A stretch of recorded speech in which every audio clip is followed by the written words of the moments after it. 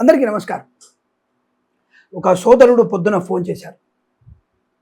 గురుగారు, ఆషాఢ మాసం కదా, మరి స్లాబ్ వేసుకోవచ్చా అని అడిగి, మీరు మంచి రోజు మంచి నక్షత్రం అని చెప్పారు, మరి ఆషాఢ మాసం వేసుకోవచ్చా అన్నటువంటి ప్రశ్న అడిగారు. ఇది చాలామందికి ఉండేటువంటి ఒక సంశయం. ఇక్కడ ఊళ్ళో పంతులు గారు ఆషాఢ మాసం వేస్తావే స్లాబు, పనికిరాదు. ఏమిటి ఆషాఢ మాసం స్లాబ్ వేయడం ఏంటి, పనికిరాదు అని ఒక ఆయన. ఇలా అనేక రకాల వ్యక్తులు అనేక ప్రాంతాల్లో వారి వారి పరిభాషలో ఆషాఢ మాసం పనికిరాదని చెప్తూ ఉంటారు. ఎప్పుడు పనికిరాదు ఆషాఢ మాసంలో స్లాబు అనే విషయం చూద్దాం. ఇప్పుడు మనకి జ్యేష్ఠ మాసంలో కొంతమంది యాక్చువల్గా శంకుస్థాపన చేయకూడదు. దానికంటే ముందు వైశాఖ మాసంలో చైత్ర మాసంలో శంకుస్థాపన చేశారు, అయిపోయింది, స్లాబ్ అయిపోయింది. కొంతమంది మరి కన్స్ట్రక్షన్ చేస్తున్న వాళ్ళు జ్యేష్ఠ మాసంలో కూడా శంకుస్థాపన చేసి నిజ జ్యేష్ఠ మాసంలో చాలామంది శంకుస్థాపన చేశారు. పునాదులు వేయాలి, పునాదుల తర్వాత దాని మీద లింకులు వేసి తర్వాత దానికి స్లాబ్, దానికి పిల్లర్స్ లేపుతుంటారు. దానికి మరి పిల్లర్స్ చేస్తున్నప్పుడు అది కాస్త ఎప్పుడవుతుంది, జ్యేష్ఠ మాసంలో సపోజు మన పంచమి రోజు మనం శంకుస్థాపన అయింది అనుకుందాం. వాళ్ళు ఎక్కడ కూడా ఆగకుండా టక్కటక్క వాళ్ళు చేసుకున్నారు. 30 రోజులలో, 35 రోజులు, 40 రోజులలో పిల్లర్స్ అయినాయి. ఇప్పుడు కరెక్ట్గా ఆషాఢ మాసంలో ఏ పంచమో సప్తమో దశమే వచ్చింది, స్లాబ్ వేసుకోవాలి. వేసుకోవచ్చా, వేసుకోకూడదా? ధర్మశాస్త్రం ఏం చెప్తుంది? ధర్మశాస్త్రం అనేది ఆషాఢ మాసంలో స్లాబ్ వేయొద్దు అని చెప్పలేదు, ఆషాఢ మాసంలో శంకుస్థాపన చేయకూడదు. ఇప్పుడు కొంతమంది ప్రశ్న, ఏమంటే మళ్ళీ ఇప్పుడు గురుమూఢం కూడా వచ్చింది కదా, మూఢంలో చేసుకోవచ్చా, స్లాబ్ వేసుకోవచ్చా అని ఒకటి సంశయం. ఆషాఢ మాసం ఒకటి, మూఢం ఒకటి, ఇలా సంశయాల మీద సంశయాలు వస్తూ ఉంటాయి. ఊళ్ళో పంతులు గారికి ఏముంది, ఆషాఢ మాసం మూఢం వచ్చి ఇప్పుడు స్లాబ్ ఎందుకులే, 40 రోజులు తర్వాత వేసుకుంటారా? మరి మూఢము ఆషాఢ మాసం తెలివి శ్రావణ మాసం వస్తుంది. శ్రావణ మాసంలో జోరున వర్షాలు పడ్డాయి అనుకుందాం, శ్రావణ మాసంలో ఎడతెరిపిన వర్షాలు పడతాయి అనుకుందాం. కరెక్ట్గా మనం మొదలుపెట్టాం స్లాబ్ వేయడానికి, అంత కరెక్ట్ చేసుకున్నాం. సిమెంట్ కలుపుకోవడం వచ్చరికి వర్షం బడబడ పడింది, ఆ రోజు ఆగిపోయింది. ఏం చేద్దాం? ఇక్కడ స్లాబ్ వేయడానికి సరైనటువంటి సమయం అనేది మరి ఆశ్వీజ మాసం దాకా వెయిట్ చేద్దామా? ఆశ్వీజం, కార్తీకం, మార్గశిరం, పుష్యం, మాఘం, చైత్రం, ఈ 6 మాసాల్లో స్లాబ్ వేసుకోవాలా? మరి మిగిలిన 6 మాసాలు స్లాబ్ వేసుకోకూడదా? లేదంటే వైశాఖ జ్యేష్ఠ మాసంలో వేసుకోవాలా అనేటువంటి ప్రతి ఒక్కళ్ళకి అనుమానం. అందుకే మీరు మర్చిపోకుండా మన ఛానల్ని సబ్స్క్రైబ్ చేయండి. ఇటువంటి ధర్మ సందేహాలు, చాలా ధర్మ సందేహాలు, గోల్డ్ కొరిగితే ఏమిటి, జుట్టు పీకితే ఏమిటి, కటింగ్ ఏమిటి అనే విషయాలు మన దాంట్లో తప్ప ఎక్కడ దొరకవు మనకి. అందుకే మన ఛానల్ని వీడియోని స్కిప్ చేయకుండా పూర్తిగా చూడాలి. ఎక్కడ ఏ విషయం ఎప్పుడు చెప్తామో తెలియదు మనకి.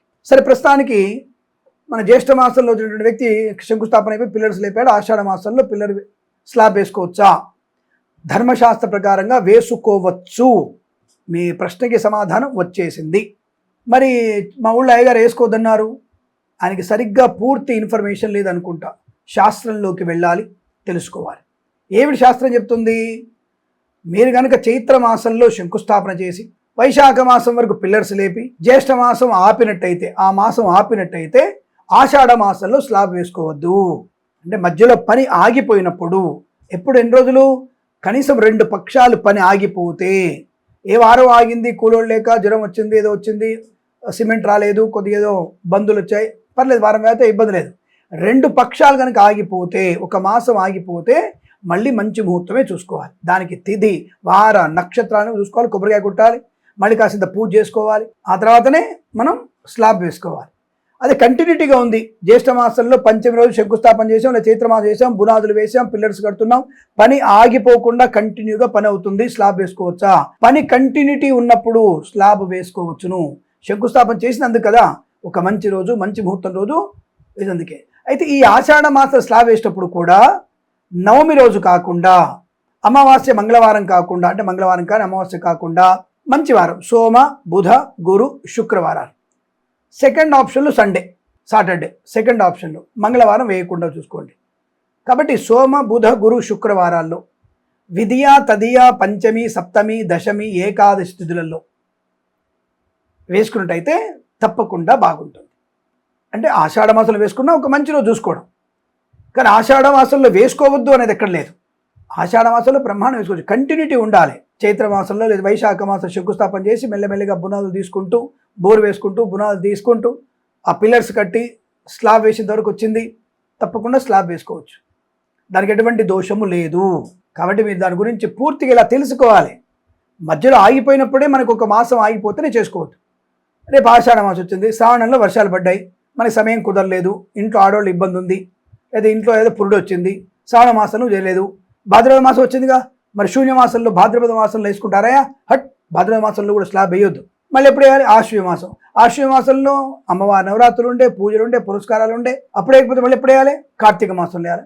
కార్తీక మాసంలో ఉపవాసం ఉంటాం, శివుడికి అభిషేకాలు ఉంటాయి, మళ్ళీ అప్పుడు వేయకపోతే ఇలా కుదరదండి.